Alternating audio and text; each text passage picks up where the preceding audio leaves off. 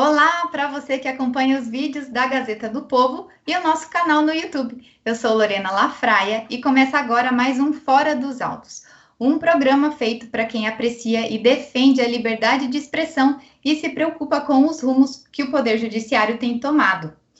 Eu começo o programa hoje com um presentão de Páscoa para você. Nós, da Gazeta do Povo, liberamos todo o conteúdo do site, o que inclui as colunas do Deltan Dallagnol, da Tameia Danelon e do Sérgio Moro, por apenas R$ 1 por mês, nos 3 primeiros meses. E tem mais, a Gazeta do Povo está dando um login adicional para você compartilhar com quem você quiser. Basta clicar no link da descrição do vídeo e não esqueça de se inscrever também aqui no nosso canal e curtir esse vídeo para ele alcançar mais pessoas, tá bom? Então vamos lá começar o programa de hoje. Aqui ao meu lado, virtualmente, para debater decisões judiciais que causam polêmica, estão os nossos convidados, o deputado Deltan Dallagnol e os advogados Fabiana Barroso e Emerson Grigoletti. Muito bem-vindos. Bom, assim como na semana passada, a gente começa o programa hoje, infelizmente, com outra notícia triste. Uma creche foi alvo de um ataque na manhã desta quarta-feira em Blumenau, no Vale do Itajaí, em Santa Catarina. A polícia militar confirmou que 4 crianças morreram na creche Cantinho Bom Pastor e 4 pessoas estão feridas. Segundo a polícia, um homem de 25 anos invadiu o local com um machado e atacou as pessoas. SAMU, Corpo de Bombeiros Militar e PM estão atuando na ocorrência. Bom, o ataque ocorre, então, menos de 10 dias após uma escola de São Paulo ser alvo de um aluno adolescente que matou uma professora com golpes de faca e deixou outras 3 feridas, além de um estudante. Desde 2011, mais de 10 escolas foram atacadas por criminosos no Brasil. Fabiana, como que você vê essas situações, né, que têm se tornado cada vez mais frequentes? E queria te perguntar se você acha que policiar as escolas é uma medida que funcionaria. Boa noite, Lorena, boa noite, Emerson, boa noite, Deltan, e boa noite a todos que estão nos acompanhando em mais um programa aqui, Fora dos Autos. Infelizmente, né, com uma notícia dessas, só queria dizer uma coisinha antes, Lorena, que tem um estudo no Japão que eles chegaram à conclusão que quanto mais se divulga, por exemplo, eu não sei se a plataforma permite, mas atentar contra a vida, então não vou falar a palavra, tá? Quanto mais se divulga, mais casos em cascata vai ocorrendo. É o mesmo pensamento também que tem para esse tipo de conduta. Impressionantemente, isso acabou acontecendo nos Estados Unidos, então uma linha de raciocínio, né, dos acadêmicos, principalmente essa segunda parte dos americanos, né, que tem já essa visão de como tratar essas pessoas, né, que apontam aí para casos mais severos, até às vezes de saúde. Não sei se é o caso específico desse homem, né, que fez essa barbaridade, mas a questão é que ele declarou ali que fazia parte de um desafio ou de um jogo. Então, isso eu acho uma grande preocupação. Então, a primeira coisa a se fazer, né, diante do que nós temos na nossa lei, seria uma investigação realmente importante, até mesmo porque eu vi que uma outra universidade lá no Sul acabou sendo evacuada por pânico dos alunos, e com razão, né? Quem terá paz depois de algo tão monstruoso como o que ocorreu?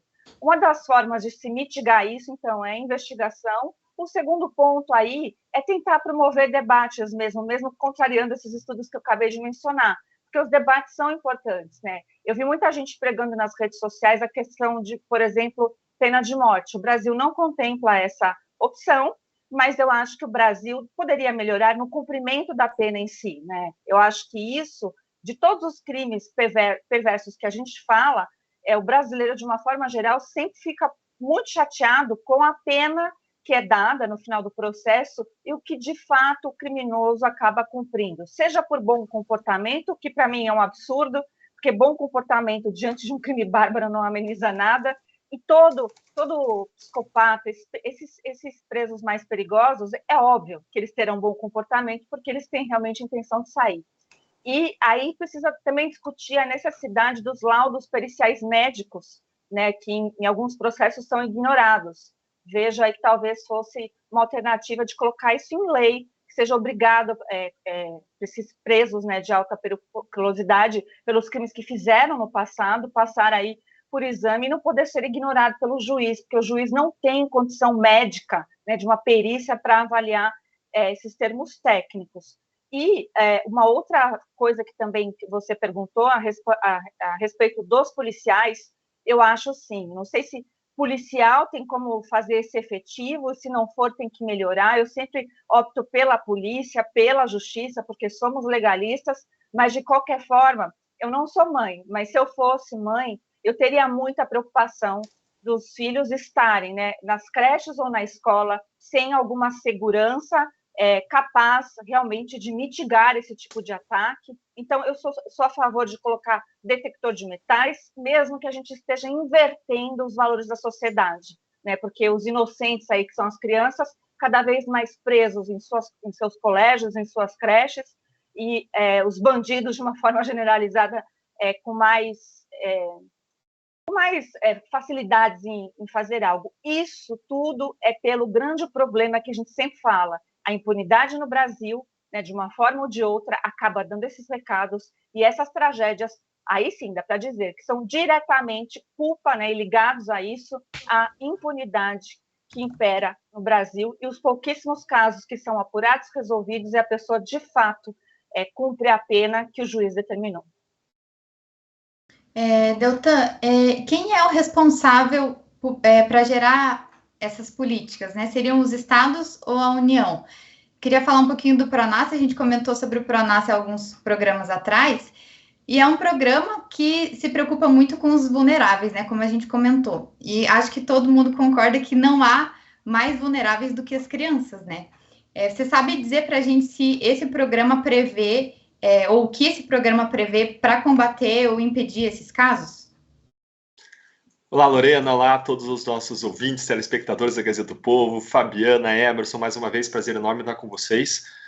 Ainda que seja para começar com uma notícia tão terrível, a primeira coisa que a gente tem que fazer é expressar nossa solidariedade em relação às famílias das vítimas, em relação a todos aqueles que estão sofrendo diretamente por terem seus amigos, familiares, filhos atingidos diretamente por esses crimes bárbaros que aconteceram hoje.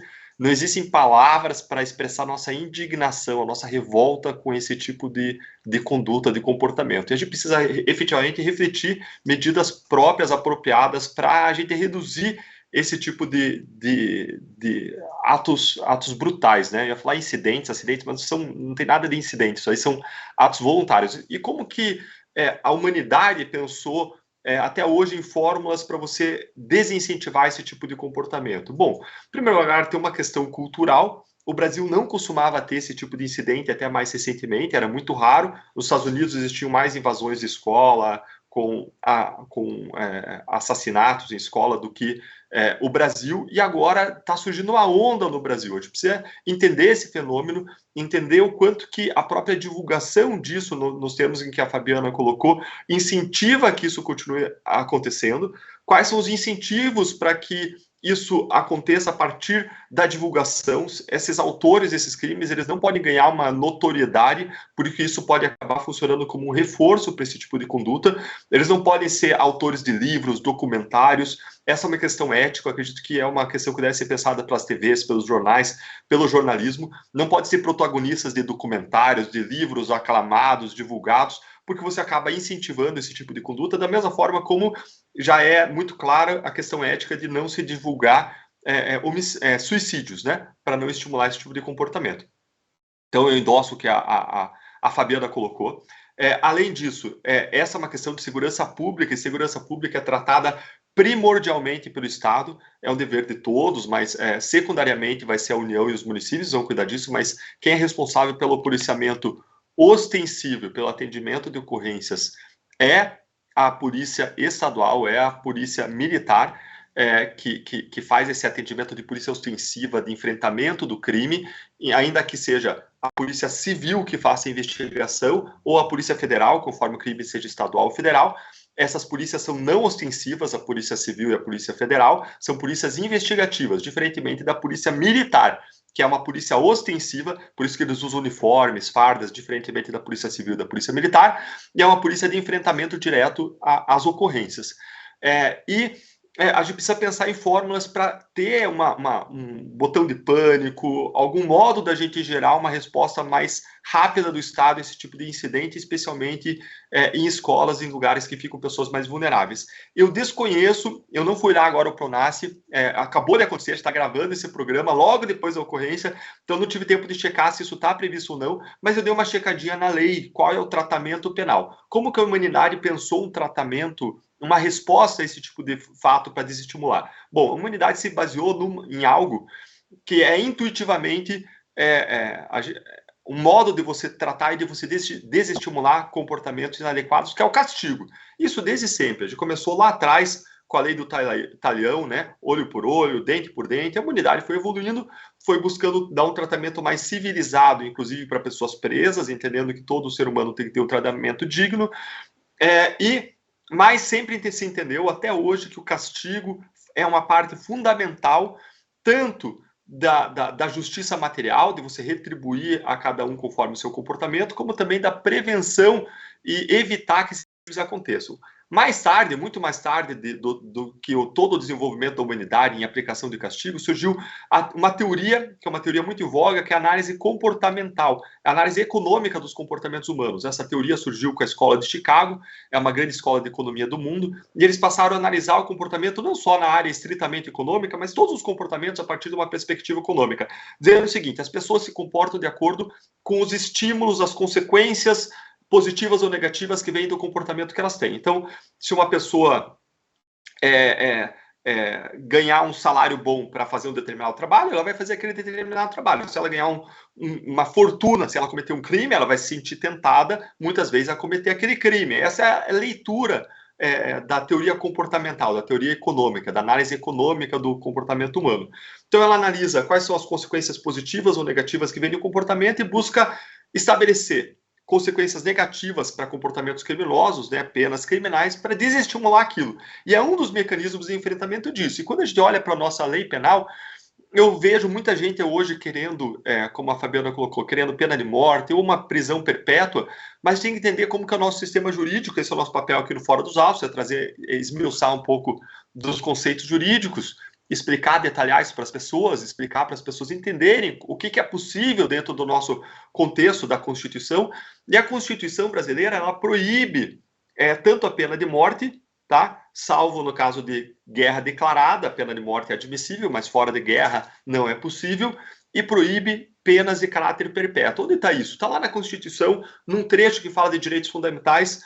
A Constituição prevê isso. E dá para mudar a Constituição para prever prisão perpétua ou pena de morte? Não dá. Não dá porque a própria Constituição tem uma proteção especial para esses direitos fundamentais, dizendo que a Constituição não pode ser alterada. Essa é uma limitação do Congresso Nacional, quando ele exerce o poder constituinte derivado, que a gente chama, que é o poder de mudar a Constituição. O Congresso Nacional não pode mudar os direitos fundamentais. Então, a gente não tem como estabelecer pena perpétua, não tem como estabelecer pena de morte, mas tem sim como endurecer as penas. E para pensar se vale ou não a pena endurecer a pena nesse caso, a gente tem que entender qual é a pena. Bom, o nosso Código Penal estabelece para esse tipo de conduta que foi um homicídio, que é um homicídio qualificado. Homicídio é basicamente matar alguém, tá? E o homicídio ele tem uma pena de 6 a 20 anos.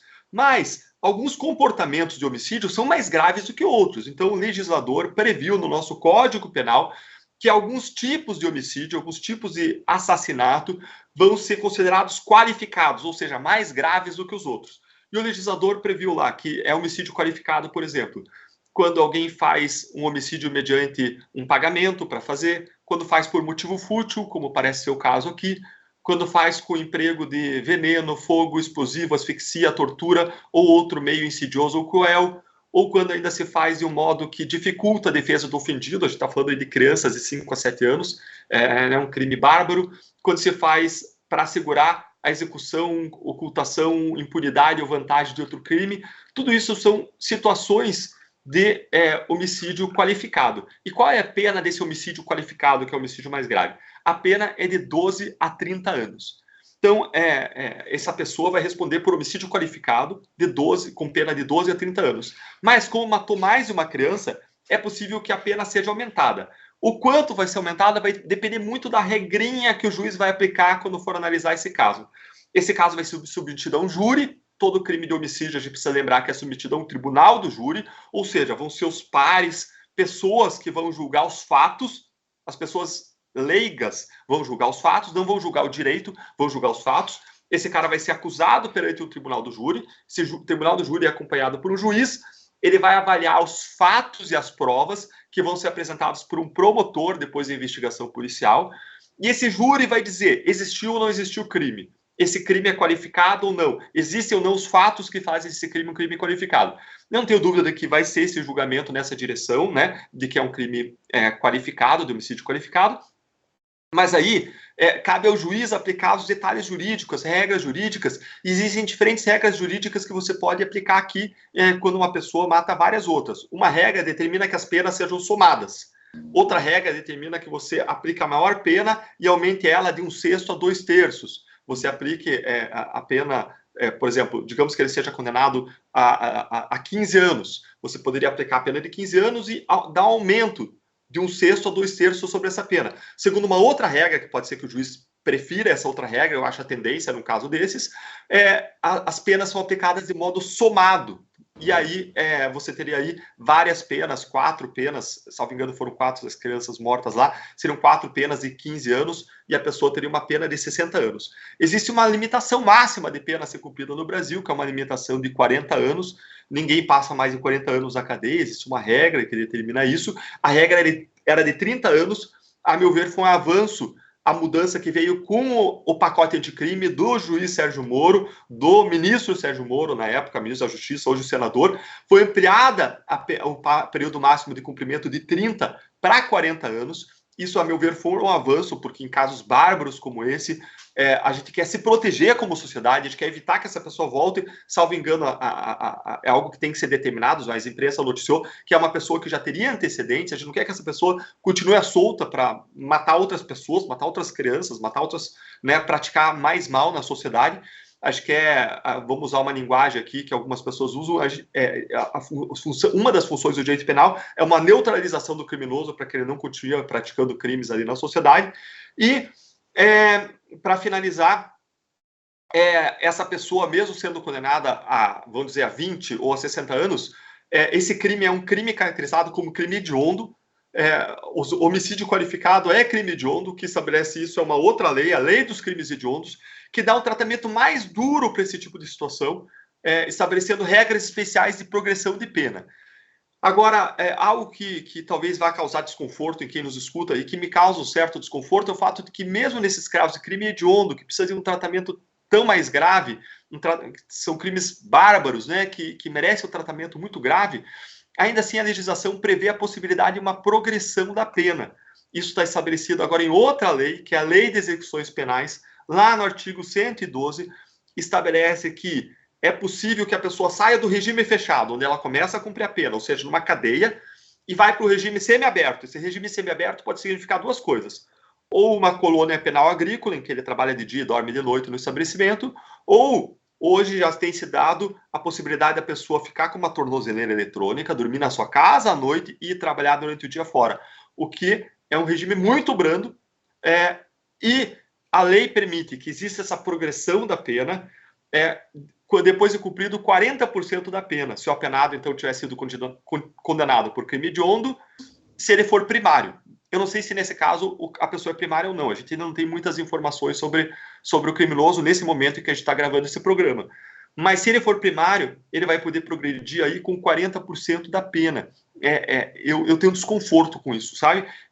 Esse tipo de progressão, como existe no Brasil, eu não vejo acontecer em outros países. É um levantamento que eu estou fazendo. Estou buscando reunir informações sobre isso mais abrangentes.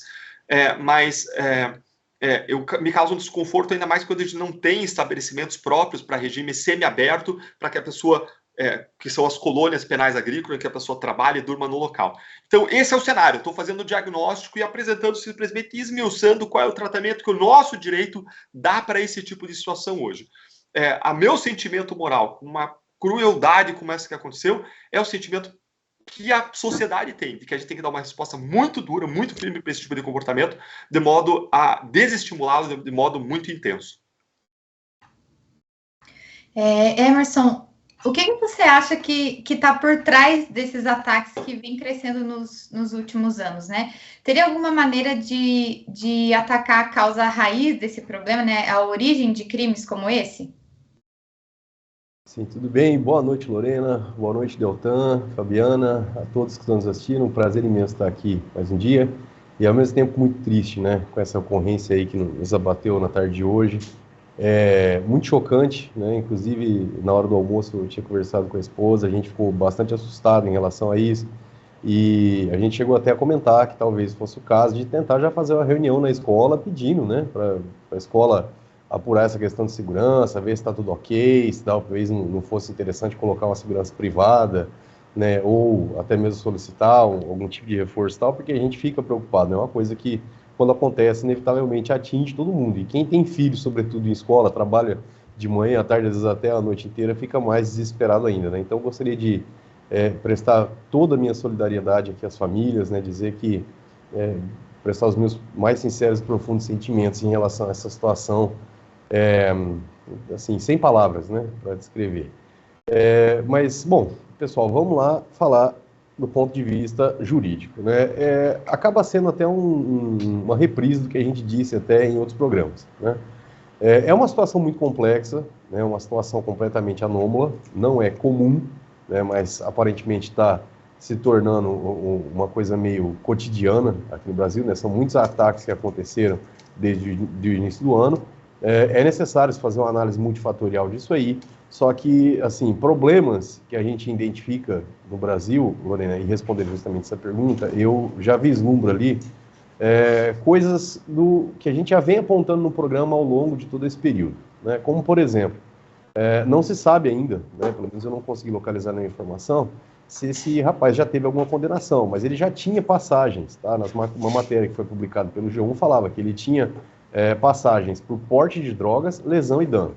Pergunto, se de repente tivesse esse procedimento sido finalizado, verificado, constatado, a ocorrência desses crimes, né, e ele tivesse sido preso, provavelmente ele, nesse período, ele ainda estivesse preso, talvez a gente teria evitado esse tipo de situação, pelo menos nesse momento, ou enfim.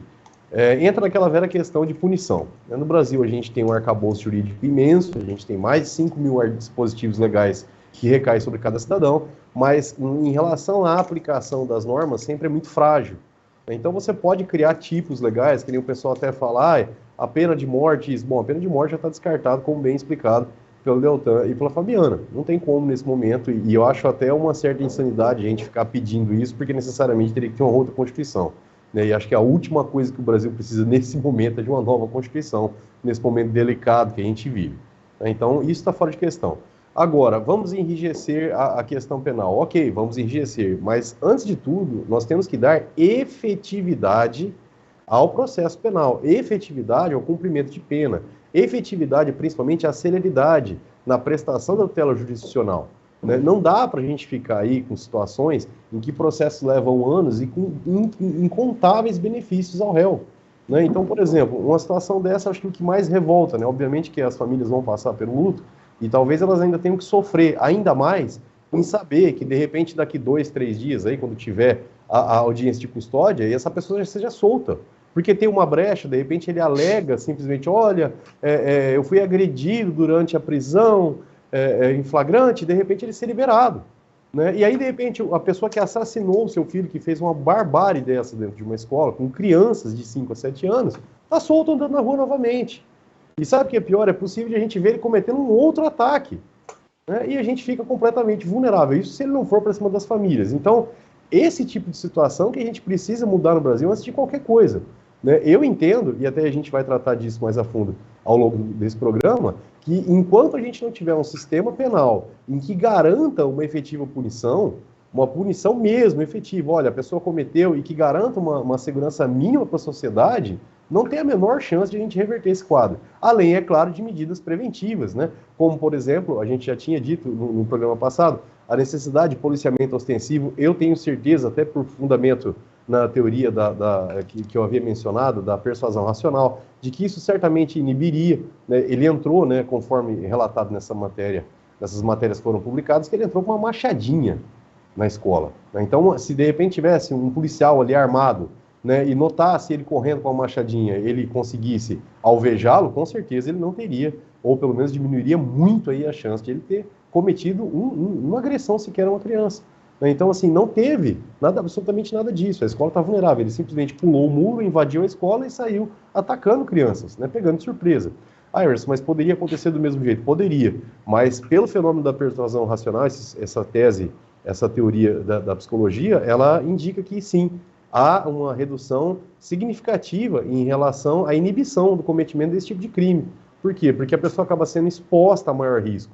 Então, ele sabe, talvez que ele nem consiga ter intento, e vai diminuir, obviamente, o risco, né, de ele conseguir até executar o crime. Então, é preciso uma atenção especial a esse caso, um debate mais profundo, mas, aparentemente, né, ao invés disso, parece que o nosso atual ministro da Justiça está mais preocupado com assuntos mais voláteis, né? Em vez de ele apresentar um projeto efetivo, já não é a primeira ocorrência no Brasil, para resolver, parece que ele está mais interessado em pegar no pé, né, de quem tem armas legalizadas, como, por exemplo, os CACs, e ficar correndo atrás dessa teoria ilusória penal de crime de fake news, né, do que efetivamente cumprir o papel dele e apresentar resultados e propor, pelo menos, soluções para a gente debater e tentar inibir, né, esse tipo de situação lamentável. É muito triste e lamento, registro mais uma vez aí todo o meu sentimento aos familiares. Deixa eu fazer um comentário, Lorena. Olha só que interessante, o Estadão tomou um comportamento aqui que me parece muito acertado. Aqui o Estadão divulgou uma nota dizendo, olha só, decidiu não publicar foto, vídeo, nome ou outras informações sobre o autor do ataque, embora ele seja maior de idade. Essa decisão segue recomendações de estudiosos em comunicação e violência. Pesquisas mostram que essa exposição pode levar a um efeito de contágio, de valorização e de estímulo ao ato de violência em indivíduos e comunidades de ódio, o que resulta em novos casos. A visibilidade dos agressores é considerada como um troféu dentro dessas redes. Pelo mesmo motivo, também não foram divulgados vídeos do ataque em uma escola estadual Vila Sônia, Zona Oeste de São Paulo, no último dia 27 de março. É exatamente o que a Fabiana e eu estávamos comentando antes do Emerson fazer seus sempre pertinentes comentários. A gente tem que... É importante discutir o fato, como a gente evita, como sociedade, que esse tipo de fato volte a acontecer, mas sem dar visibilidade para o agressor, sem dar para ele essa, abre aspas, recompensa, que é a notoriedade, que muitas vezes é exatamente em busca do que cristão, quando eles praticam esses atos. Bandidolatria, né, Deltan? A gente acaba vendo, infelizmente, e realmente isso tem que ser inibido. Eu acho que você tem que abordar a figura do criminoso de um outro aspecto, do campo da barbárie, mas jamais da glamorização. E é um cuidado que tem que tomar, e me espantei que o Estadão tomou esse olhar aí. Importante, obrigada aí por trazer essa notícia, mas a gente precisa combater essa bandidolatria. Evitando, né, esses 15 minutos de fama aí, né, se é que pode dizer fama uma tragédia dessa, né? Obrigada, pessoal. Bom, vamos então para o nosso segundo assunto de hoje, que é a suspensão do julgamento definitivo sobre a lei das estatais. O Supremo Tribunal Federal interrompeu na última sexta-feira, dia 31, o julgamento sobre a validade da liminar que suspendeu parte da lei das estatais. A Corte analisa a decisão monocrática do ministro Ricardo Lewandowski, relator da ação, que suspendeu o trecho da norma que impedia ministros de Estado e secretários estaduais e municipais de atuarem nas diretorias e nos conselhos de administração de estatais. A decisão foi colocada nessa sexta para referendo no plenário virtual do Supremo, mas o julgamento foi suspenso por um pedido de vista do ministro Dias Toffoli. Apesar da paralisação do julgamento, a liminar de Lewandowski continua valendo. Fabiana, algumas entidades que atuam contra a corrupção classificaram a decisão do relator como um retrocesso. Você também vê dessa forma? Obviamente, não tem nem como pensar o contrário. O Brasil tem uma história que não dá para ser reescrita, apagada, recontada. São fatos. E fatos que foram expostos, muito bem expostos nesses últimos anos. Então, o ralo da corrupção, o dinheiro escoa verdadeiramente aí por essas estatais. Então, essa lei, ela tem um porquê de ser. Como é que um ministro, prestes a se aposentar, faz algo monocraticamente? Aliás, não é a única decisão do Lewandowski, né? Ele tem, desculpa, ministro, com todo respeito, mas exagerado né? Parece que realmente não tem mais o colegiado, e não é esse o princípio que rege o direito. O direito tem que ser submetido ao colegiado, mas nesse caso mais específico ainda, é algo que a sociedade já discutiu, já tem lei a respeito, isso é para proteção da sociedade, é proteção do dinheiro público, existe um porquê, uma motivação, não tem nada que faça relativizar. O único entendimento que a gente tem quando olha para isso é que está sendo tratado de forma política algo jurídico, e é preciso parar com isso, esse excesso, né, de politização de temas extremamente importantes para a sociedade, que o judiciário está ultrapassando a competência dele. Aqui eu vejo claramente, né, ignorando o que o legislativo já fez, tentando reformar numa canetada, na verdade hoje em dia é token, né, porque é eletrônico a grande maioria, então através de tokens e outras coisas. A gente não tem visto debates, né, em relação a essas coisas. Quando viu, de repente, a decisão já está tomada e aquele político que tinha um motivo, uma motivação para não estar ali, já está na cadeira. Então, o prejuízo já é real, mesmo não sabendo as consequências, porque a sociedade achou por bem não ter essas pessoas diretamente por uma série de motivos, né? Então, a gente vê como isso está sendo, mais uma vez, a norma, tudo que a gente acredita como lei, o processo legislativo, sempre relativizado impressionantemente para favorecer, né, o PT e seus asseclas. E eu digo isso porque para nós é muito difícil lidar com essas situações, porque quando se tem algo lícito para ser discutido pelo judiciário, não tem essa agilidade, não tem essa benevolência, muito menos esse olhar, e quando a mídia noticia, ela noticia de uma forma que parece que somos extremistas. Não somos. Se somos extremistas para que se aplique a lei, mas não para que se invente na forma de uma canetada. Obrigada, Fabiana. Deltan, esse caso juridicamente é tão complexo para pedir segunda vista, ou são os magistrados mudando de opinião no decorrer do percurso? Lorena, excelente pergunta tua. Eu posso falar a minha opinião, mas ela vai ser uma especulação. Eu preciso reconhecer isso, porque sem eu saber, sem eu ter um raio-x mental, eu não tenho como saber o que passa na mente dos ministros. Mas a minha leitura, com base na minha experiência, no meu conhecimento de mundo, naquilo que eu já vi cada ministro fazer, é que esse pedido de vista foi feito para prorrogar a vigência da liminar dada pelo Lewandowski, que suspendeu a lei das estatais. Eu acho que o Lewandowski e o Toffoli vão perder, mas acho que eles querem amparar o Lula enquanto não passa a mudança da lei das estatais no Congresso. Então, deixa eu colocar o contexto para todo mundo entender o que está acontecendo e o que gera essa minha leitura. Qual é o contexto maior? O contexto maior é: a gente teve grandes desvios de dinheiro público de estatais. Em reação a isso, a sociedade se movimentou, a Lava Jato aconteceu. E no momento de força da Lava Jato, o Congresso aprovou a lei das estatais, que foi fruto de ampla discussão.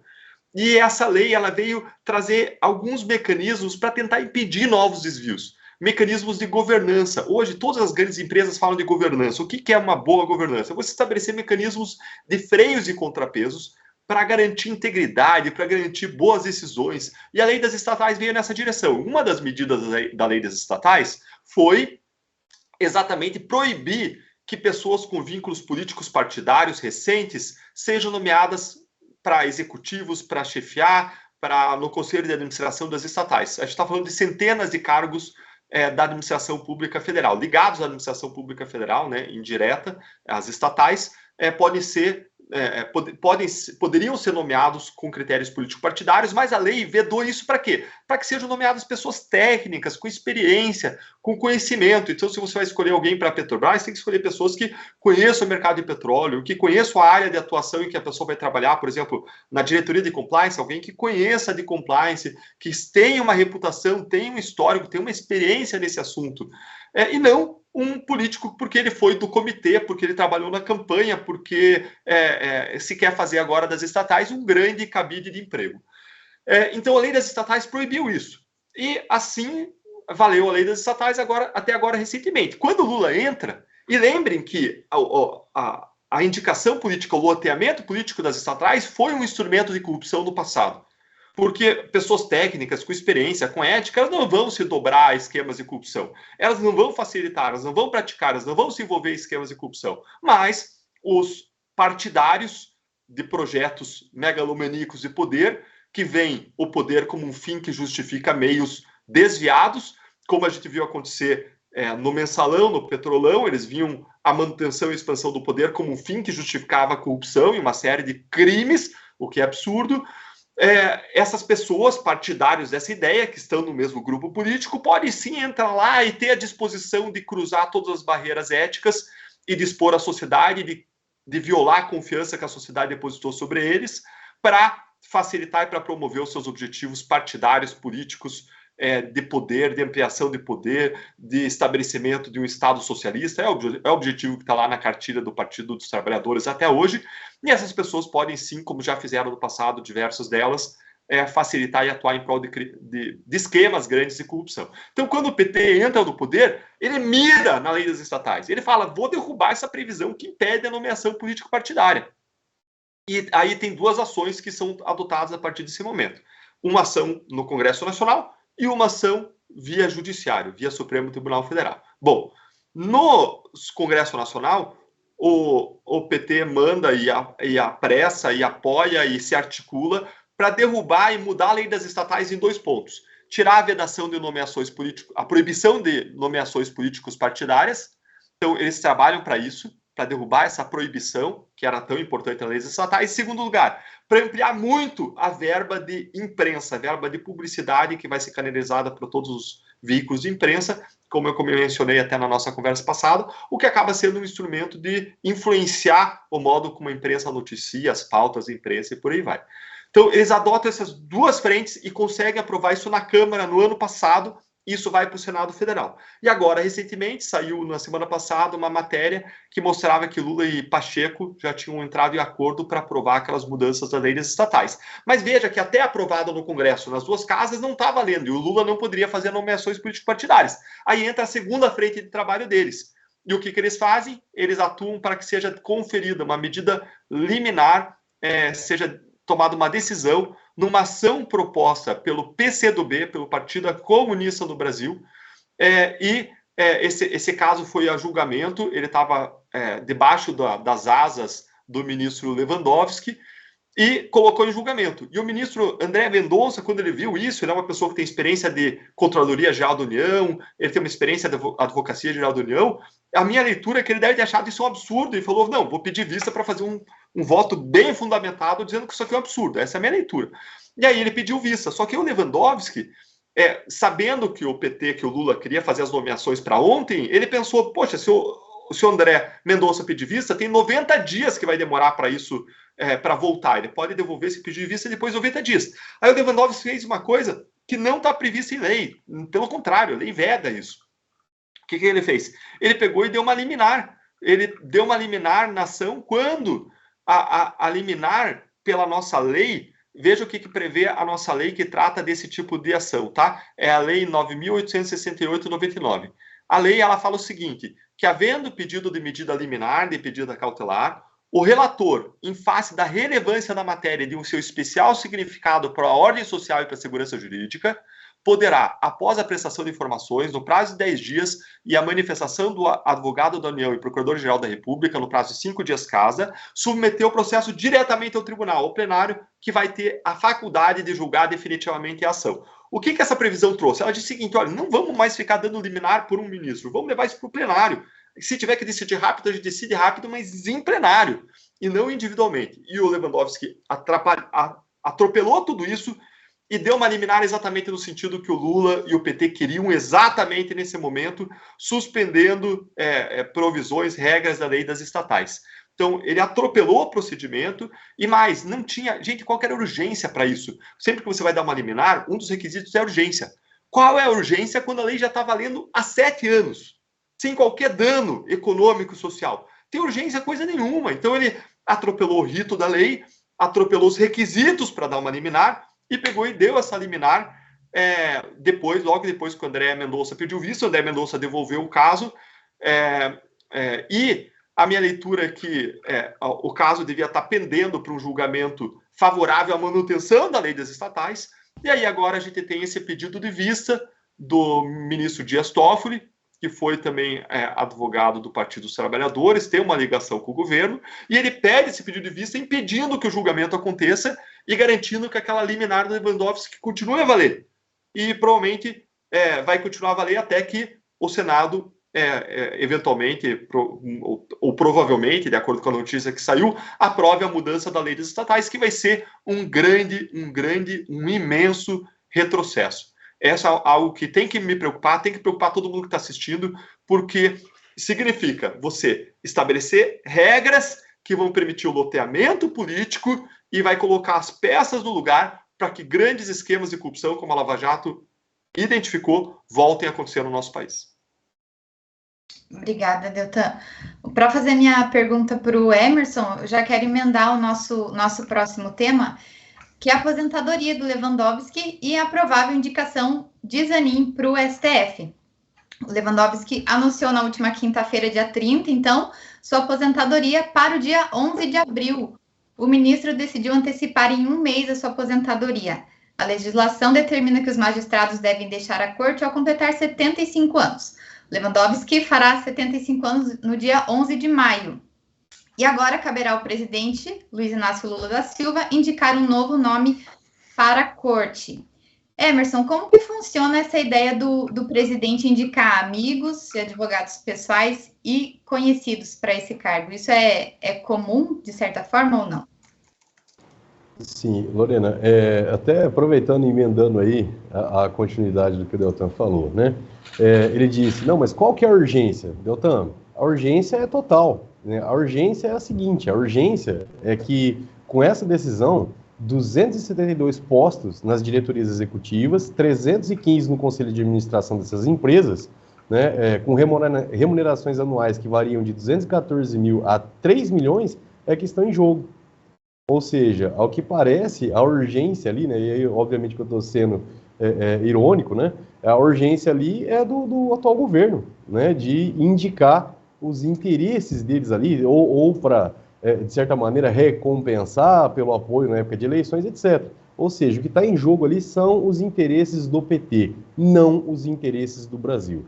Né? Infelizmente, muito me admira que tenha ocorrido essa situação. Né? E eu vislumbrei, com esse pedido de vista do ministro Toffoli, com todas as vênias, um caso típico ali de uso de lawfare mesmo. Né? Não deixa de ser uma estratégia jurídica que visa blindar a decisão que foi dada pelo Lewandowski. Lembrando, Lewandowski concedeu, né, uma liminar reconhecendo a intitulada urgência, certo? Privilegiando os interesses do Partido dos Trabalhadores, né, nessas indicações, e logo em sequência, né, estando esse processo com vistas ao ministro Mendonça, que inclusive devolveu as vistas do mesmo dia, ou seja, não teria nem justificativa para se manter essa liminar, né, e agora o ministro Dias Toffoli vai lá simplesmente e suspende. Então, com efeito, como o prazo já está em cima para fazer essas indicações, ele acabou literalmente travando, né, porque vai passar os 90 dias aí desse prazo, né, de vistas dele, e aí, obviamente, essa liminar vai ser mantida e depois vai ser remetida a julgamento. Então, fatalmente acabou, assim, todo o trabalho que foi desempenhado pelo Congresso na aprovação dessa norma foi simplesmente esfarelado. Mais um caso, ao meu singelo ver, né, do ponto de vista jurídico, de invasão de competências aí. Né? E, enfim, totalmente, ao meu sentir, inconstitucional. Né? Porque o que deveria ser privilegiado ali não é o interesse nem dos indicados ou de quem indica, mas sim os interesses das empresas estatais e, sobretudo, né, do interesse da União em relação a essas questões para garantir o máximo de moralidade e impessoalidade nessas indicações. E aí eu faço justamente essa conexão em relação aos princípios, né, da administração pública. Um deles, a moralidade, o princípio da moralidade, que não é a moralidade comum, né, é a moralidade legal, e o outro deles, inclusive, o princípio da impessoalidade, né, que significa, em termos leigos, aí, dizer que as pessoas não podem, devem indicar sempre as pessoas de forma imparcial. Em relação à indicação aí do advogado do Lula, né, o Dr. Zanin, eu registro até uma pontuação aqui. Eu sempre admirei muito, né, a combatividade do Zanin, isso é incontestável, né?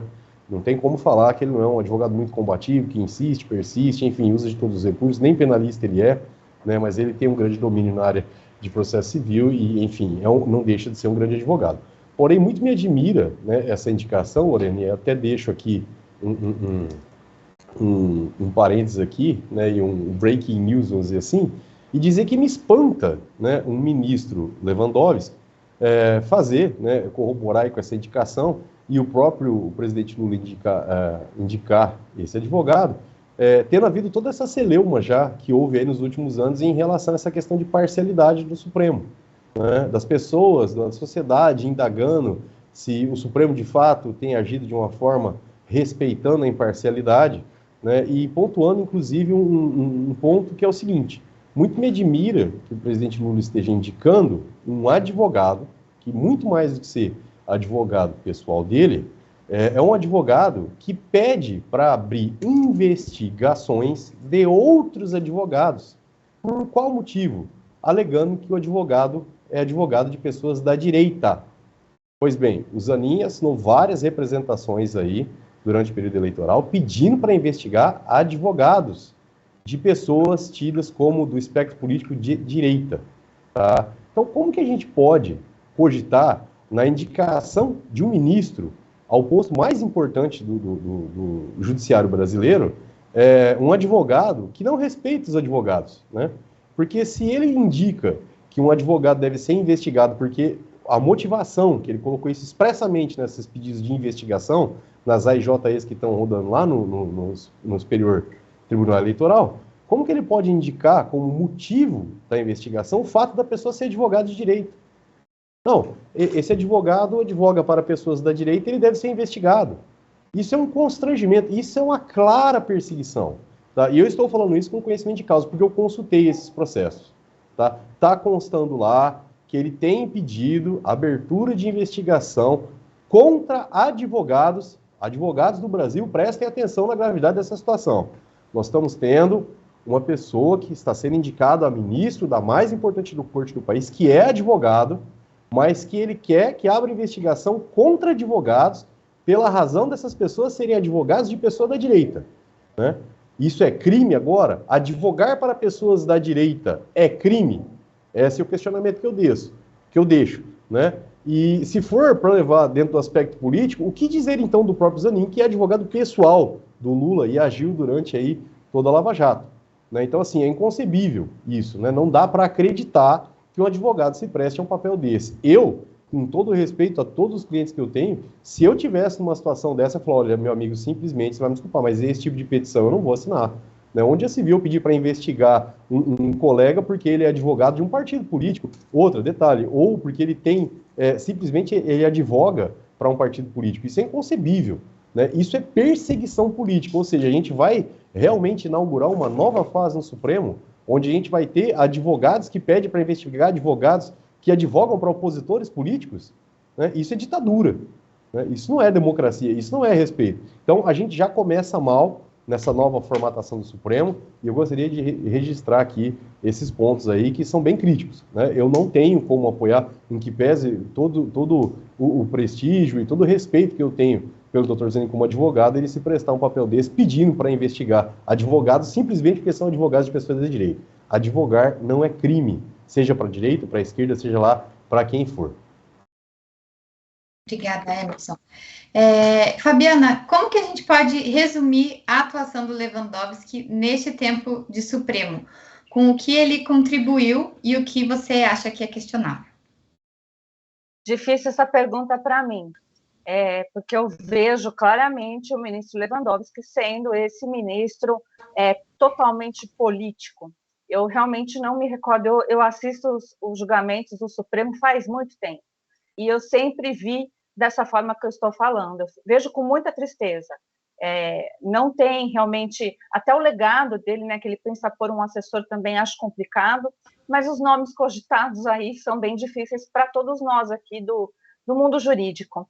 Eu realmente queria ver um Supremo mais técnico e mais imparcial.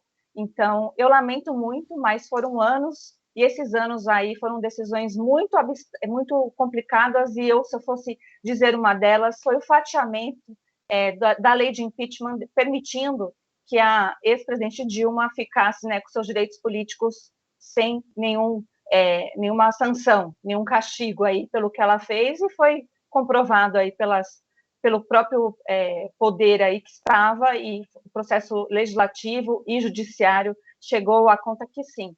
Então, a gente vê, por exemplo, só para puxar um assunto que está em voga, de um lado nós temos aí o presidente Bolsonaro sendo julgado no TSE por ter se colocado aí uma reunião com embaixadores, e se a gente for pegar na época da Dilma, ela fez o mesmo e nada ocorreu.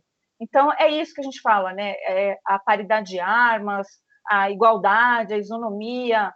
Infelizmente, eu penso que o Lewandowski deixou como legado um total ativismo político de um lado aí, que todo mundo sabe qual é, assim como outros ministros do STF. E espero que um dia isso seja sanado e de forma legalista, tá? Então, quando a gente fala isso, a gente jamais está dizendo que tem que acontecer alguma coisa fora da lei, ao contrário. Se a lei tivesse sido preservada e a Constituição levada a sério, jamais o Lewandowski teria fatiado a lei de impeachment para beneficiar a ex-presidente Dilma. Obrigada, Fábio. Bom, como o nosso tempo está curtinho e a gente ainda tem bastante coisa para comentar, vou puxar então mais um assunto para fazer minha pergunta para o Deltan, que é, por unanimidade, STF derruba prisão especial para quem tem curso superior.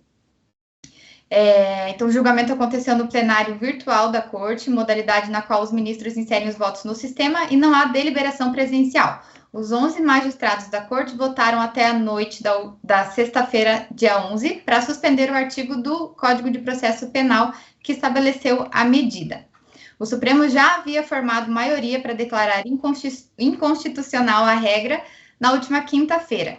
O entendimento do ministro Alexandre de Moraes, relator da ação protocolada pela Procuradoria-Geral da República, foi acompanhado por toda a Corte. Para Moraes, o dispositivo que garante a prisão especial para quem tem diploma universitário não foi recepcionado pela Constituição. O texto original é de 1941, conforme o artigo 295, inciso 7º do CPP, pessoas com diploma de curso superior de qualquer faculdade brasileira têm direito à prisão especial, não podendo ficar em uma cela comum com os demais detentos. Deltan, explica para a gente qual a relação dessa prisão que era especial e o tratamento especial do foro privilegiado. Lorena, a gente muitas vezes aqui critica decisões do Supremo Tribunal Federal, mas a gente não tem nenhuma oposição ao Supremo, pelo contrário, a gente entende o Supremo como uma instituição essencial para a nossa democracia, uma instituição importante. Agora, ao mesmo tempo, a gente entende que a crítica a decisões do Supremo é um instrumento para aperfeiçoamento da instituição, para o fortalecimento. E quando você traz esse tema, é importante eu ressaltar isso, porque quando eu tiver decisões boas do Supremo, a gente também vai reconhecer e elogiar. Nesse caso, o Supremo ter derrubado a prisão especial é algo bom, é algo correto, é algo que atende ao princípio de igualdade. O que é o princípio de igualdade?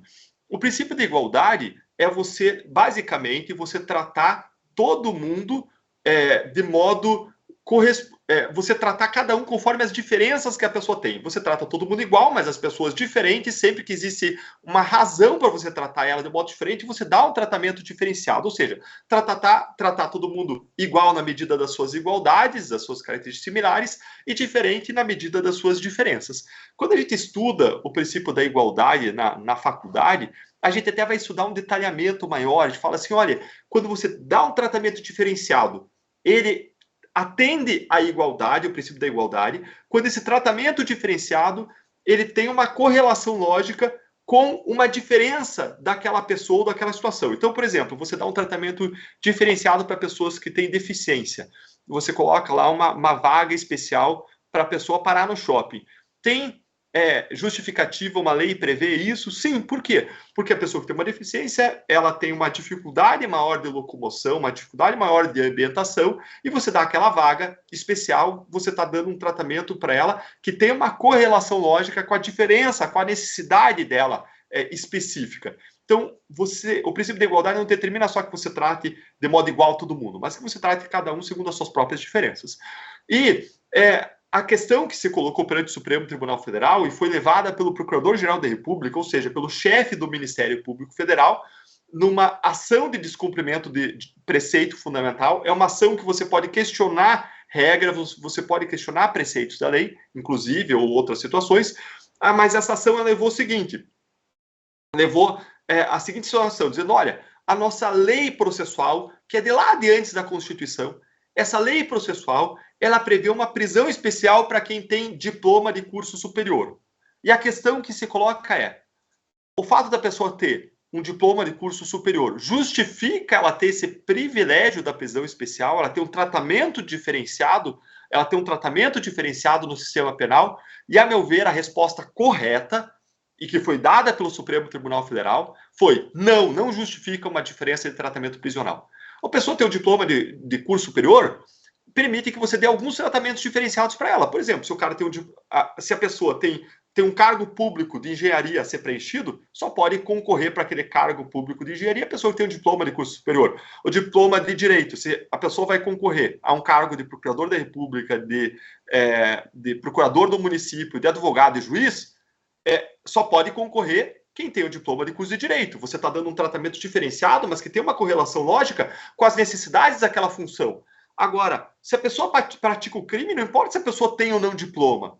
A punição para ela não pode variar se ela tem ou não diploma, ela tem ou não estudado, não pode variar a cela em que ela vai estar. Esse é um tratamento desigual que não tem uma justificativa lógica de ser na nossa sociedade, não tem uma razão lógica. Então, ao meu ver, o Supremo Tribunal Federal agiu bem aí ao derrubar a prisão especial, essa prisão especial para pessoas que têm diploma de curso superior, e tem um aspecto técnico interessante, que foi o fato de que o Supremo não declarou inconstitucional. Ele falou que não foi recepcionado pela Constituição. Qual é a diferença disso, Deltan? Por que isso? Porque é o seguinte, quando você tem, depois da Constituição, uma lei que viola a Constituição, essa lei é inconstitucional, ela contraria a Constituição e deve ser derrubada. Agora, se você tem algo antes da Constituição e depois vem a Constituição e estabelece um regramento e a Constituição está acima de tudo, acima de todo o ordenamento jurídico brasileiro, o que acontece é que aquela lei anterior, ela simplesmente não é recepcionada pelo nosso novo sistema normativo. É como se fosse inconstitucional, o efeito é o mesmo, mas ele só tem uma mudança de linguagem para as pessoas entenderem, porque fala que aquela lei, aquele artigo da prisão especial não foi recepcionado pela nossa Constituição. Porque se é conflito, a Constituição nem entra no novo sistema que é instaurado com a nova Constituição de 88. Então, essa é a razão de ser. Agora, ao mesmo tempo que o Supremo acerta ao proibir um tratamento diferenciado para o preso que tem um curso superior, o Supremo erra ao não declarar inconstitucional o foro privilegiado. Porque o foro privilegiado ele estabelece um privilégio para os políticos, não só políticos, mas funcionários públicos. Mais de 57 mil pessoas têm foro privilegiado no Brasil. Não tem correspondente isso no mundo, não tem nada parecido no mundo. Mais de 57 mil pessoas, sem que você tenha uma razão lógica que se correlacione com essa diferença estabelecida de você dar uma proteção especial. Porque o foro privilegiado hoje, na prática, ele funciona, como bem disse Joaquim Barbosa, que foi o relator do Mensalão, funciona como uma proteção que impede que as pessoas poderosas sejam responsabilizadas. Por quê? Porque no nosso sistema, do modo como foram desenhados os tribunais não são feitos para instruir, investigar e julgar casos. Lá tudo demora. E uma investigação precisa ser rápida, de despachos rápidos do juiz para que ela avance. Do modo como as coisas não acontecem no Supremo, como tudo demora, você acaba assegurando a impunidade. Sem falar no fato de que os tribunais superiores são os mais politizados, os mais sujeitos à influência política, e justamente por isso não deveriam ser eles a julgar os nossos políticos. Então, esse privilégio da prisão, do foro privilegiado é algo que, pela mesma razão pela qual o Supremo derrubou a prisão especial, deveria derrubar o foro privilegiado. E aqui, como eu disse, a gente não é oposição a ninguém, a gente é independente, a gente está pensando como que são as decisões ideais que deveriam ser proferidas por uma Suprema Corte que abraça a nossa Constituição, e da mesma forma como a gente reconhece que o Supremo fez bem ao derrubar a prisão especial, a gente reconhece que é incoerente, e a gente precisa cobrar o Supremo para que ele derrube igualmente o foro privilegiado, pelo menos em relação às 57 mil autoridades. Se quiser manter para 1, 2, 5, 10, 15, aí até talvez se justifica. Tem um parâmetro mundial, tem uma razão que é você garantir a estabilidade das instituições, garantindo uma especial cautela nos processos de julgamento das pessoas de que depende a estabilidade econômica e política do país, mas não em relação a 57 mil pessoas, não tenho dúvida nenhuma disso. Obrigada, Deltan. Bom, já que estamos no finalzinho, vou então puxar uma notícia e vou passar novamente a palavra ao Deltan para comentar esse caso. Então, Flávio Dino pede a Moraes que investigue Deltan no inquérito das fake news. Nessa terça-feira, dia 4, o ministro da Justiça e Segurança Pública do governo Lula, Flávio Dino, pediu ao ministro Alexandre de Moraes que o deputado federal Deltan Dallagnol seja investigado no inquérito das fake news em tramitação no STF. Dino alega, então, que o Deltan espalhou notícias falsas ao afirmar em entrevistas que o ministro da Justiça fez acordos com o crime organizado que permitiria a ele visitar o Complexo da Maré no Rio de Janeiro. Deltan, por favor, explica para a gente o que aconteceu. Lorena, essa providência do ministro da Justiça é absurda. Ele está adotando uma tática diversionista para tirar a atenção do que importa. Qual é a questão de fundo pela qual ele me representou e que ele não respondeu? A questão é, ele teve ou ele não teve autorização do crime organizado? Teve ou não teve acordo com o crime organizado para ele entrar na favela da Maré? Essa é a questão que ele não tem coragem moral de responder com todas as letras. Nem ele fez nenhuma declaração categórica sobre isso, nem a ONG que ele visitou fez qualquer declaração categórica sobre isso. Pelo contrário, e o ônus está com ele. Por que o ônus está com ele? Porque quando alguém entra na favela da Maré, essa pessoa, segundo vários especialistas em segurança pública, segundo policiais do Rio de Janeiro, essa pessoa ou entra preparada para uma guerra, ou ela entra com autorização dos narcotraficantes, do Comando Vermelho, das organizações criminosas que dominam o local. E partindo dessa premissa, de que a pessoa só entra na favela com um acordo com o crime organizado, então o ônus agora está com o ministro de dizer teve ou não teve acordo. E se não teve, que diga com todas as letras. E não basta dizer que ele não teve acordo. Quero saber se a equipe não teve acordo, se a ONG não teve acordo com o crime organizado. Porque isso é um assunto de interesse público que precisa, merece e deve ser discutido. Pode o Estado, a pessoa que personifica a nossa segurança pública, que personifica a nossa soberania nacional para dentro do país, a pessoa que personifica a luta contra o crime organizado, pode ela se submeter ao crime organizado e pedir a bênção do crime organizado e pedir autorização e se colocar de joelhos diante do crime organizado, pedindo a sua autorização para entrar na favela, para conversar com quem quer que seja, e mais uma vez, ele ainda tenta dizer que isso a gente está discriminando a população da favela. Não, ministro, eu não confundo vítima e criminoso. A população da favela é vítima, como nós somos, do crime organizado no nosso país. Eles são vítimas, eles devem ser protegidos, eles devem ter direitos públicos essenciais protegidos e tutelados. Agora, você não pode confundir a vítima com o criminoso. O criminoso é o crime organizado. E ele não tem que dar bênção para o Estado entrar em lugar nenhum. Senão você está reconhecendo o poder paralelo que manda em paralelo ao Estado, onde o Estado não entra. E aí a gente acaba com o princípio básico da justiça, que é o pilar do Estado, e o princípio básico de que o Estado deve ter o monopólio da força. Então, ministro, eu não menti, eu não espalhei fake news, o que eu estou falando é uma afirmação baseada em fatos, na experiência humana de que ninguém entra, e qualquer especialista em segurança pública disse isso, tem matéria da Gazeta do Povo dizendo isso, ninguém entra na favela da Maré sem autorização ou acordo com o crime organizado. E o senhor entrou com um aparato policial, é verdade isso, mas sem confronto. E todo o pessoal da segurança pública diz, se você entrar com o aparato policial, vai ter confronto. E não teve. Então, o ônus é seu de explicar, teve ou não teve acordo. Seu ou da equipe ou da ONG, direto ou indiretamente, para permitir a sua entrada. E se teve, tenha coragem moral de admitir e de entrar no mérito da discussão, porque aí a gente pode discutir se deve ou não deve ter esse acordo para entrar lá dentro, ainda que seja para discutir assuntos essenciais para aquela população e para a população em geral. Mais uma vez, a gente precisa, sim, dar todos os direitos essenciais para a população da favela, que é vítima, que está numa situação desconfortável, uma situação vitimizada, uma situação de quebra de dignidade, numa área que não deveria estar controlada pelo tráfico e tá. E mais, quais são as suas medidas, ministro, que não estão no Pronace para cuidar dessa população da favela e para enfrentar de modo muito firme o crime organizado? Porque as medidas que estão no Pronace passam a mensagem de que o senhor quer combater o crime organizado com rosas. Obrigada, Deltan. Bom, então chegando ao final do nosso programa... Lorena, eu só fazer um adendo, eu só gostaria de... Pode, eu já ia passar a palavra para você. Rapidamente, só para fazer um adendo ao que o Deltan falou, assino embaixo tudo que ele disse e digo mais, né?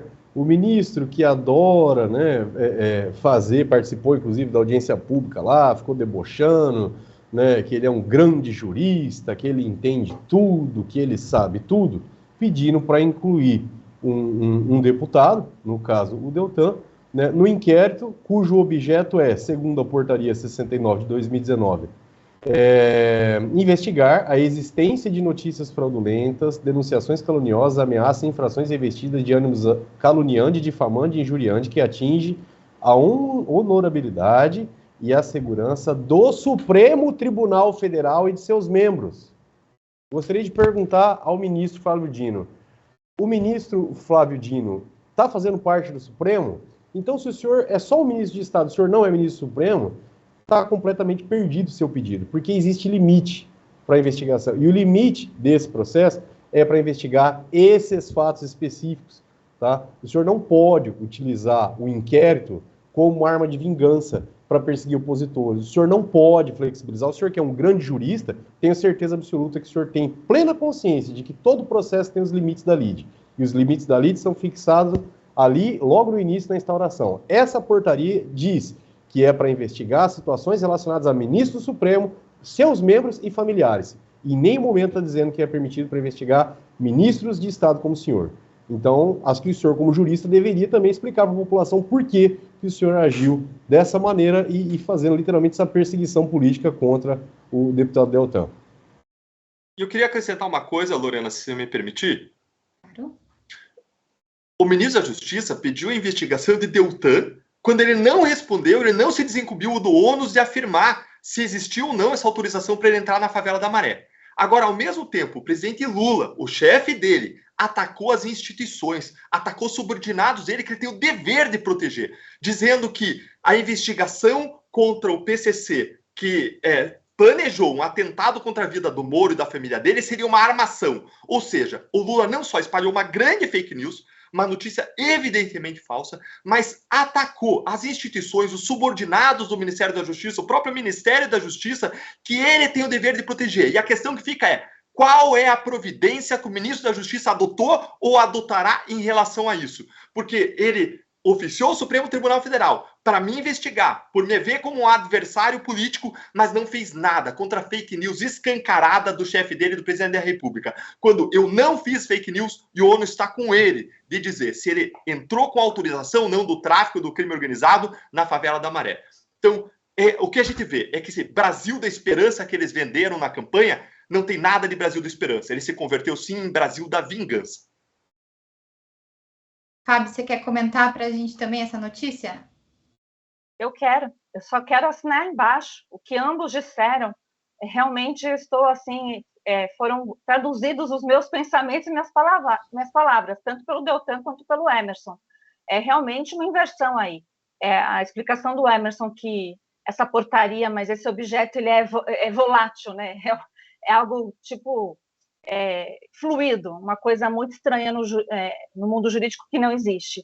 E o que o Deltan também está dizendo é verdade. Ele ainda não explicou, e ele deve explicar, porque ele é um ministro de Estado, né? Então acabou, não tem conversa. Não tem como inverter esse papel e querer dizer, porque sempre a conversa é essa, eu vou deixar isso enfatizado. Quando a gente entra nesse assunto de crime organizado e de favela ou de comunidade, querem sempre dizer que nós estamos falando das pessoas comuns. Não, como disse o Deltan, as pessoas comuns são vítimas também desse sistema que a gente quer que seja mitigado, né? O narcotráfico no Brasil é algo muito sério. Então, quando a gente diz a respeito, a gente está falando pela proteção dessas pessoas, não ao contrário. Então, realmente, essa discussão ela foi mudada de foco e invertida. Que ele explique, estamos aguardando, Deltan, e toda a sorte aí, porque a gente sabe como é difícil enfrentar isso, estando, né, no sistema. Então, conte conosco aqui, porque eu sei o quanto é difícil, ou melhor, eu imagino, porque eu sempre estarei desse lado de cá, tá? Eu realmente aplaudo vocês que entram para o mundo político. Obrigada, Fábio. Bom, então aproveito o finalzinho do programa para reforçar uma chance imperdível, a nossa oferta de Páscoa. Assista ao vídeo a seguir com a gente. Presta atenção, porque eu vou te trazer uma oferta inédita. A Gazeta do Povo é o jornal que mais cresce no Brasil e nós queremos mais pessoas acessando o noticiário e os colunistas que fazem a diferença no debate. Por isso, nessa Páscoa, estamos fazendo uma condição muito especial para novos membros. Ao clicar no link desse vídeo, você vai poder assinar a Gazeta com um bônus, um acesso adicional para você compartilhar com quem quiser e sem custo extra na sua assinatura. Você vai pagar apenas R$1 por mês nos primeiros 3 meses. Mas atenção, essa condição é exclusiva para a oferta de Páscoa e pode deixar de valer a qualquer momento. Então, não deixe para depois. Faça um cadastro rápido, escolha a melhor forma de pagamento e assine o melhor jornal do Brasil. Você pode cancelar quando quiser, mas eu tenho certeza de que você vai querer ficar muito tempo com quem defende a liberdade com você. Gazeta do Povo, a liberdade fortalece a verdade.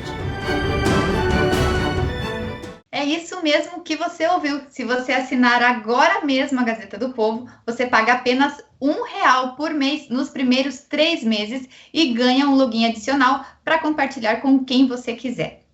Se depois desse período você não gostar, pode cancelar a assinatura quando quiser. Mas eu duvido muito, afinal nós somos o melhor jornal do Brasil, com mais de 40 colunas exclusivas e um timaço direto de Brasília. Aproveite, clique agora no link da descrição do vídeo e nós nos vemos no site. Bom, quero agradecer então os nossos convidados, convidar cada um a fazer suas considerações finais.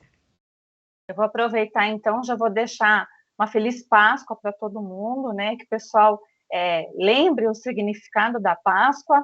E eu peço para vocês realmente aproveitar esse presente que a Gazeta está dando, que é melhor que chocolate, gente. O chocolate engorda, e esse engorda só o cérebro. Então, aproveite e assine mesmo a Gazeta, que é um excelente jornal. Uma honra estar com vocês novamente. Muito obrigada. E bom final de semana, boa Páscoa a todos e até semana que vem. Obrigada. Deltan, por favor.